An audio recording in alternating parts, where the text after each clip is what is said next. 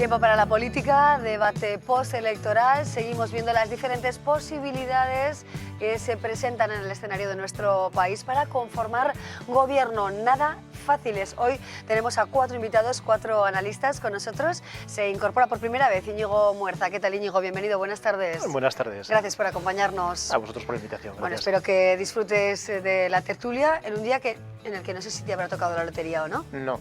¿No? Este año no he jugado. Ni pellizco siquiera, nada. Bueno, ¿qué le vamos a hacer? Pues seguiremos trabajando, ¿no?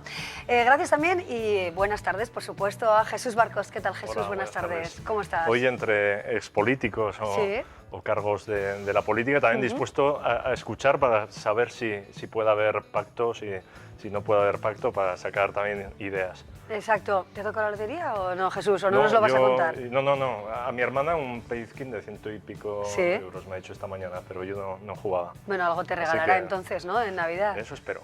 Claro que sí. Espero. El Masaiz también está con nosotros y no sé si viene con sonrisa porque le ha tocado algo o no, o qué tal, Elma. No, yo sonrisa porque sí, ya está. Sonrío porque estás tú aquí. Muchas gracias. No, 120 euros, porque bueno, la terminación 40 había apostado por esa terminación, pero ya está, me he quedado con las ganas. Perfecto, bueno, pues 100 y pico euros, Feliz. que tampoco viene mal, ¿no? No, nada. Claro que sí. Guillermo Lorea, ¿qué tal estás, Guillermo? Buenas tardes. Muy bien, vosotros, buenas tardes. ¿Tú eres de los que juegas a la lotería o no, Nunca, Guillermo? nunca ¿Jamás? juego, jamás. ¿No tientas a la suerte, la posibilidad de cambiar tu Tiento la futuro suerte económico? muchas veces, pero con la lotería no. Ajá, muy bien. En la política tienta la suerte, Guillermo. Bueno, pues Sí. dejamos, nos quedamos como estamos. En principio a mí tampoco me ha tocado la lotería, así que seguimos adelante. Y no sé si le habrá tocado la lotería, yo creo que no, a Mariano Rajoy, que es ahora mismo el que lo tiene más complicado, tiene que tomar decisiones muy importantes, así como otros grupos que pueden impulsar o no el hecho de que Mariano Rajoy siga siendo presidente del gobierno de nuestro país. Escenario complicado, ¿qué valoración merece 2 días después de las elecciones, Íñigo? Bueno, han sido unas elecciones históricas. Hemos pasado de un sistema que estaba protagonizado por 2 partidos, tradicionalmente, a un sistema más parecido a lo que son el resto de democracias europeas, que están donde participan más partidos y donde los pactos, el diálogo y las negociaciones pues están más a la orden del día. Bueno, el no rotundo de Pedro Sánchez del Partido Socialista al apoyo de Rajoy como presidente. Jesús, ¿cómo se valora? ¿Se comprende por todos los mensajes que a lo largo de la campaña ha ofrecido, ¿no?, el líder de los socialistas? ¿Se comprende ese no a Rajoy? Hombre, a las 24 horas yo creo que es lógico que el Partido Socialista escenifique, y más con el resultado de Podemos, escenifique de momento un planteamiento negativo a la investidura, sobre todo de Mariano Rajoy. Otra cosa es que con el paso de las semanas se pueda plantear la misma negativa y con el mismo grado de rotundidad a la investidura de alguien del Partido Popular. Ya veremos, pero de momento es casi, yo diría, que lo que toca, las primeras 24 horas, a pesar de lo que haya dicho Albert Rivera, que en ese sentido sí que se ha posicionado de manera mucho más favorable. Bueno, ¿qué escenarios vislumbras con más claridad, Elma? ¿Crees que va a haber un bloque de izquierdas, que realmente va a haber un cambio de estrategia, o qué sería lo mejor para el país? ¿Y cómo comprendes también la decisión del Partido Socialista de no seguir el camino de Ciudadanos en pro de Rajoy? Bueno, yo creo que la posición de Pedro Sánchez es clara. La lista más votada ha sido la del Partido Popular. Es una amarga victoria porque indudablemente después de 4 años de manera de hacer política del Partido Popular, de una mayoría absoluta, sin negociar ni saber este pacto del que hablaba aquí mi compañero, de saber negociar y saber flexibilizar y saber acordar, pues evidentemente es un arte que no lo han practicado, les va a costar mucho, ¿no? Pero bueno, creo que son a ellos a los que les toca ahora mismo liderar y emprender esa acción de intentar conformar un gobierno, con lo cual yo creo que la posición del Partido Socialista es perfectamente clara y comprensible. El escenario es muy complicado y yo creo que precisamente por eso, ¿no? Hemos venido viendo que todo lo que significaba pacto o llegar a acuerdos parecía que podía suponer pasteleo y reparto de sillones, y yo creo que tenemos que empezar a entender la ciudadanía que no solamente son ni pasteleos ni reparto de sillones, sino que es necesario una acción política consensuada, pactando, porque esa es la manera de construir ahora mismo lo que se ha destruido, ¿no? Que es un poco la confianza de la ciudadanía en los políticos. Entonces creo que ahora mismo el reto es mayúsculo para la política, entendido en el mejor sentido de la palabra, y habrá que demostrar que nuestros líderes o nuestras lideresas pues son capaces de hacerlo, y si no, pues habrá que repetir las elecciones. Elecciones en mayo. ¿Ese sería el peor de los escenarios, Guillermo? ¿Cuál? Las elecciones, nuevamente elecciones. Bueno, el peor de los escenarios no es uno de los posibles. Hombre, obviamente para la gobernabilidad del país, para la estabilidad, para los mercados, etcétera, pues convendría que se formara gobierno. Y lógicamente pues el rey encargará que intente formar gobierno a Mariano Rajoy, que es el cabeza de lista del partido que ha sido más votado en estas elecciones. Puede ocurrir. Tampoco, es decir, no sería ni la primera vez ni la última. Tampoco hay que echarnos las manos a la cabeza, pero desde luego tampoco soy de la visión de los que opinan que necesariamente y irremediablemente estamos condenados a tener unas elecciones, y menos de aquí a primavera. Tenemos los presupuestos de 2016 ya aprobados. Yo no creo que puede ser más difícil un pacto de gobernabilidad o incluso uno de legislatura, pero uno de investidura no creo que sea tan extraño. O por lo menos que haya unas abstenciones, se abstenga, además de Ciudadanos, que ya lo ha anunciado, el Partido Socialista, si sigue la línea de lo que dijo Susana Díaz, que en sus declaraciones a mí me dio la sensación de que se comportaba más como una presidenta de un partido que el propio Sánchez, ¿no? Que dijo que, lógicamente, quien tenía que formar gobierno era Mariano Rajoy. Ya veremos lo que ocurre, si con esas abstenciones consigue ser investido Mariano Rajoy y cómo se desarrolla la legislatura. Yo hay una cosa que sí quería añadir, que parece que los pactos solo se dan cuando no hay mayoría absoluta, y esto no es cierto. En esta legislatura pasada y en otras anteriores se aprueban leyes orgánicas que necesitan mayorías cualificadas por encima de la mayoría absoluta, y se negocia. Y luego, incluso aunque sean leyes ordinarias, en los trámites, tanto en la tramitación en el Congreso como en el Senado, se introducen enmiendas de distintos partidos, y es raro que una ley solo salga aprobada con un partido que tenga mayoría absoluta. Claro, si analizamos todas, con lo cual lo de negociar, lo de llegar a acuerdos escaños, y pactar en un sistema parlamentario como el nuestro no es tan extraño. Con 123 escaños que tiene el Partido Popular, ¿podría gobernar en minoría? ¿Podría sacar adelante leyes? ¿Creéis que ese escenario podría ser estable con un Congreso tan heterogéneo y fragmentado? ¿Creéis que esa sería una de las opciones probables en nuestro país, Jesús? Bueno, una de las posibilidades que se baraja también es ir a una legislatura corta. Pues, veremos.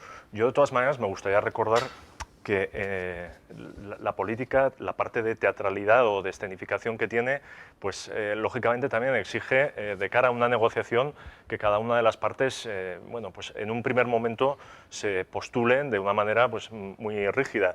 Esta mañana conocíamos el preacuerdo, que luego tiene que ratificarlo las bases de la CUP, pero de Junts per Sí y de la cúpula de la CUP. Si finalmente eso cristaliza, pues bueno, habrá sido después de un culebrón en el que pues distintos analistas han asesinado políticamente a Artur Mas en varias ocasiones. Y ayer mismo, después de las elecciones y con el resultado de la izquierda, parecía que políticamente ya no tenía futuro, y de repente resucita. Es decir, me parece que estamos ante unas semanas en las que vamos a ver vaivenes y puntos de giro muy amplios y sorprendentes. Claro, y el papel de Podemos, ¿no? Que también ha sido una de las fuerzas que mayor apoyo ha tenido en nuestro país, muy especialmente si nos fijamos en el País Vasco y en Cataluña. El planteamiento que hace Pablo Iglesias, las líneas rojas que plantean, el referéndum de Cataluña, bueno, pasos que se van dando desde Podemos. Sí, efectivamente.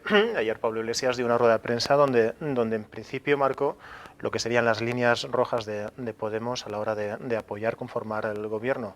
Entre ellas, las más destacadas eran 5 ejes, los 5 ejes de reforma constitucional que hemos estado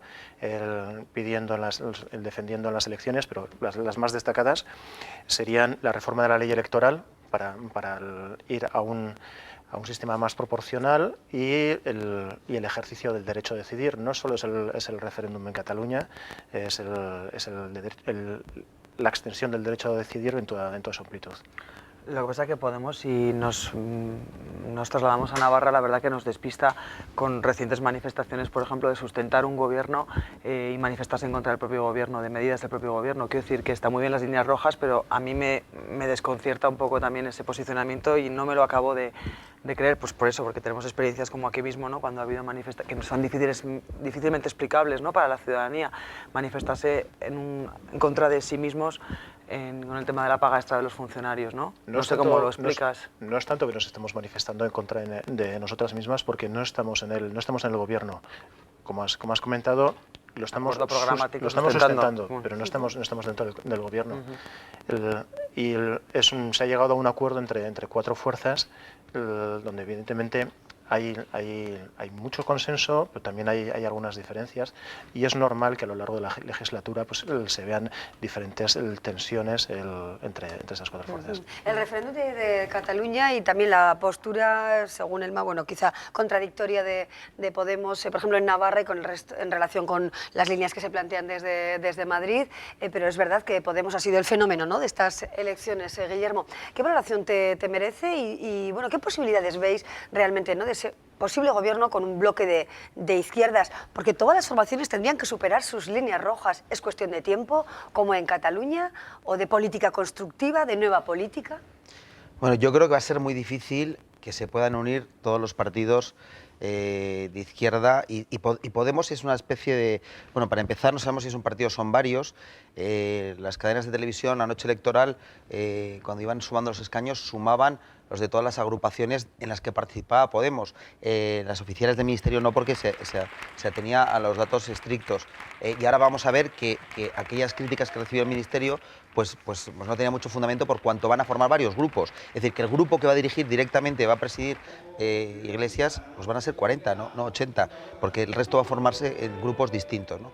Cada uno según la circunscripción de la que vengan.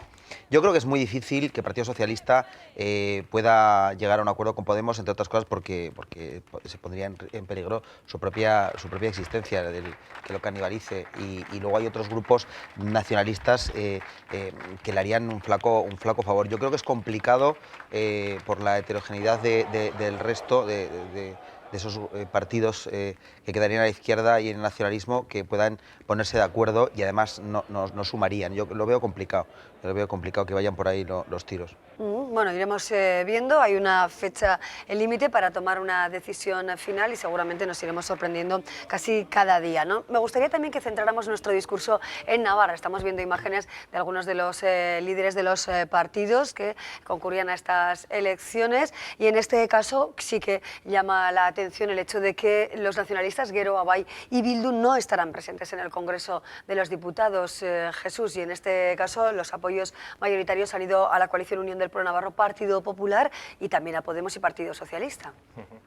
Yo entiendo que Gero Abay hizo un planteamiento que me parece lógico de campaña, con ese lema Defiende Navarra. Era una forma de colocar a nuestra comunidad en el debate y una forma de visibilizar a nuestra tierra cuando, digamos, las cuestiones y los debates iban por otro lado. Y Daniel Innerarity hizo la metáfora de estamos jugando a baloncesto en un campo de fútbol o algo parecido.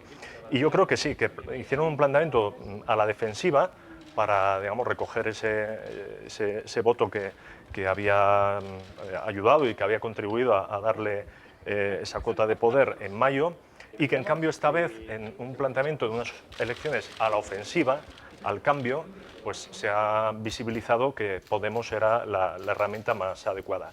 Y en torno a Euskal Herria Bildu, pues la verdad, yo la campaña, más allá de planteamientos ideológicos, éticos, etcétera, tal, la campaña de los zapatos no sé si estaba muy bien enfocada, y a lo mejor, pues, no sé, con Bakartxo Ruiz como número uno hubiesen tenido mayores resultados, pero desde luego en el caso de H. Bildu, que es quizás lo más llamativo por la fidelidad de voto que había tenido esta sigla o esta sucesión de siglas, pues se ve que la política pues, se ha vuelto líquida y volátil también para ellos y ellas. De ahí quizá el resultado de Podemos. Hay un dato que a mí me ha llamado mucho la atención cuando he estado viendo los resultados, que es la suma de las cuatro fuerzas que están sustentando el gobierno, de Gero Abay, de H. Bildu, Podemos Izquierda Esquerra. En las autonómicas, el de mayo, llegaban a los 150.000 votos, y en números redondos. Y ahora, en las generales, la suma de los votos de las mismas cuatro fuerzas llegan a poco más de 160.000 votos. Es más, prácticamente el mismo número de votantes. Lo que ha cambiado es la distribución de ese voto. Y ha habido una buena parte de ese voto que se ha desplazado hacia Podemos. Yo creo que la lectura que se saca de esto es que ha habido una buena parte de votante nacionalista, de votante de Geroa y de EH Bildu, que por primera vez han votado en clave estatal. No han dado la espalda a las lecturas, a los discursos territorialistas que se imponían tradicionalmente desde sus organizaciones, y ya han entendido que el cambio en Navarra al que ellos aspiran comienza con un cambio estatal, y que en este sentido, de las fuerzas estatales que se presentaban, Podemos, que era la que defendía la diversidad, la diversidad territorial y el derecho a decidir, pues ha hecho que atraigamos parte de ese voto. Tengo que discrepar, pero me toca a mí, absolutamente. Guillermo. Perdón. ¿Es un castigo a estos meses de gobierno liderado por Uxue Barkos, o no se puede analizar desde ese punto de vista y es otros comicios y no se tiene en cuenta lo que ocurre en Navarra? Normalmente el tener responsabilidad de gobierno desgasta, y en este caso la señora Barkos ha experimentado en sus propias carnes lo que es el desgaste de una acción de gobierno. Entonces creo que el análisis, desde luego, para mí es mucho más básico. O sea, me parece que la labor del Partido Socialista en Navarra, de una oposición responsable, al margen del que el bipartidismo ha muerto, que indudablemente el bipartidismo ha muerto, pero la gente sigue confiando en partidos serios y responsables que han gobernado, que han estado en la oposición, y creo que esa ha sido la mejora de los resultados respecto a las autonómicas. Indudablemente la acción del gobierno, el PAI, la paga extra, el canal de Navarra y un montón de decisiones que se están tomando en estos últimos meses, pues han hecho que los votantes, pues bueno, no es lo mismo predicar que dar trigo, como se suele decir. A mí me parece que es claro un castigo. Discrepo de la interpretación, pero también voy a discrepar de los datos que has dado. Es decir, no tanto de los datos, sino completarlo. Es decir, hay un dato que has obviado, que es que ha habido más participación. Entonces no podemos hablar de números absolutos, tenemos que hablar de porcentajes. Si sumamos esas fuerzas de que tú llamas del cambio y que las del tripartito, hoy en día, hoy tenemos un porcentaje menor, aunque yo no voy a hablar de números totales de suma de votos, sino de porcentajes. Y si extrapoláramos estos datos y fueran unas autonómicas, unas forales, sacaríais 23. Con lo cual sí que es significativo. No solo ha habido trasvase dentro de esas fuerzas, sino que además la suma de los partidos que están hoy en el gobierno, que lo sustentan, daría menos. Es decir, y de hecho se perderían la mayoría absoluta, se quedarían 23 escaños. Y esto es un dato objetivo que lo puedes comprobar. Es decir, y por otro lado, sin embargo, los partidos constitucionalistas, los UPN, PP, PSOE o PSN y Ciudadanos, sacan el 51. Por lo tanto, las conclusiones que deberíamos sacar es que habría votos prestados en las forales y que Navarra no es nacionalista. Y luego también tengo que discrepar con que el tradicional voto nacionalista ha votado en una clave distinta. Primero tenemos que discrepar porque no solo comparamos con las autonómicas últimas de mayo, sino que si las comparamos con hace 4 años con las generales, y veremos que el voto desciende. Y segundo, porque el voto nacionalista era un voto muy fiel, como bien había dicho Jesús, y además no vota en clave nacional, porque sabe perfectamente que vota en una circunscripción provincial, y sabe que querían tener siempre voz en Madrid. Eso es muy importante, casi incluso más que aquí cuando no se va a gobernar. Su eslogan, ¿no? Tu voz en Madrid muchísimas veces. Exactamente, es decir, por lo tanto ese argumento no se sostiene. ¿Fidelidad o no de ese voto nacionalista, trasvase de votos nacionalistas a Podemos, Jesús? Es que yo no hablaría de voto prestado. O sea, vamos a recordar que cada elección es verdad que tiene su propia configuración intrínseca. Son absolutamente espacios distintos, ¿no? Unas autonómicas, y también la situación que requería Navarra, a juicio de muchos votantes, y la que ahora requiere España, el gobierno en la Moncloa, a juicio también de un montón de votantes. Entonces, yo creo que los votos ya no se prestan, sino se cambian directamente. Una misma persona vota a colores distintos dentro, a lo mejor, de un arco, de una horquilla, en función de los momentos que vive cada uno. Y en ese sentido, hombre, sí decía antes, el voto de H. Bildu, yo creo que Adolfo Araiz ha hecho autocrítica de verdad, porque no puede escudarse en clave estatal, o sea, un partido independentista puro y tal. Pero el de Geroa seguramente era más permeable a este tipo de en estas. Decía variantes. que las anteriores, que en No, mayo pero por eso- pudo tomar pero yo votos tampoco que no eran hablaría de precisamente en el voto sentido prestado, de que sino- Geroa ha podido recibir voto no nacionalista, porque también muchas veces se quiere identificar que el 100% de los votos de Geroa eran nacionalistas, y precisamente Geroa y en estas y Bueno, en mayo porque en esas elecciones buscaba una centralidad que obviamente en estos comicios no podía representar. De todos modos, momento para la reflexión, ¿no?, de la clase política. Todos los escenarios están abiertos, momento para rectificar, cambiar de estrategias o mostrarse de otra manera ante la ciudadanía. Y va a ser muy interesante ver qué pasa en el Partido Socialista. Yo creo que es el partido que más tensiones va a tener que soportar, y lo estamos viendo desde el primer momento. Estamos acostumbrados. Desde que tenemos a Pedro Sánchez Sí. distanciándose del Partido Popular, y a su vez tenemos a Susana Díaz también distanciándose de Podemos, y no sabiendo bien Sí. cuál Con es. la Quien ausencia... más se distancia aquí es la presidenta del Gobierno de Navarra, que parece que esto, es decir, no va con ella ni con el Gobierno, que no le afecta en absoluto, y sorprende también que quienes han sido críticos con los resultados ha sido mucho más Bildu que el propio Geroa Bai, que el principal partido del Gobierno. que ¿La es ausencia de Sánchez y Rajoy podrían facilitar las cosas en el gobierno a nivel nacional? Bueno, yo estoy ¿Es cuestión de convencida- personas o no? Yo creo que ahora mismo no es cuestión de personas. Si igual en una segunda fase, pues evidentemente en Navarra hemos tenido muchos ejemplos, ¿no?, de que quizás las personas eran las que estaban entorpeciendo maneras de hacer política, pero yo creo que primero hay que hablar de otras cosas más importantes, de programas y hacia dónde queremos llevar a un país, ¿no? Bueno, pues estabilidad, ¿no? Es lo que se reclama desde distintas atalayas, desde distintas miradas, ¿no? Estabilidad para nuestra comunidad y para nuestro país. De momento lo dejamos aquí, el análisis hoy con Jesús Barcos, con Íñigo Muerza, con Elma Saiz y Guillermo Lorea. Muchísimas gracias. Seguiremos atentos a todos los pasos políticos en España. Gracias, de verdad, a los cuatro. Y feliz Navidad y buen año también, 2016. Bueno, nosotros ahora vamos a hacer una breve pausa. Les contamos otros mensajes y sigue el programa en Clave Cultural.